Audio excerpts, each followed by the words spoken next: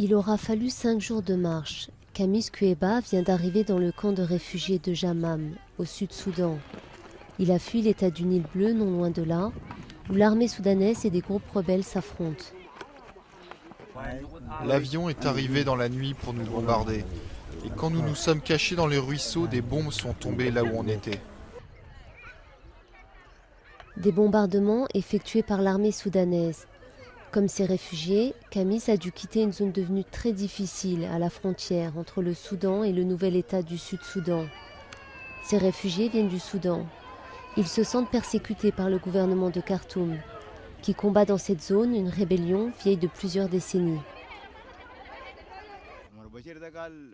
Omar el-Bashir, le président du Soudan, dit qu'il ne veut pas de noirs comme nous dans le Nil bleu. Il ne veut pas de noirs du tout.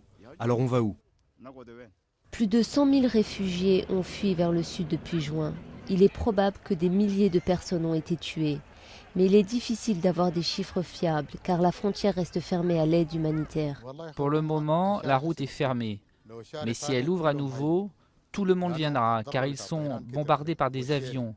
Tout le monde veut partir. Ces bombardements tuent des gens. Les personnes là-bas ne reçoivent aucun traitement médical. Ils n'ont pas accès à l'eau ou à l'éducation. Leurs besoins fondamentaux ne sont pas respectés et s'ils décident d'aller vers le nord du Soudan, ils vont être tués. La communauté internationale a demandé à Khartoum d'arrêter les bombardements contre les civils. Mais en attendant, les habitants n'ont pas d'autre choix que la fuite pour sauver leur vie.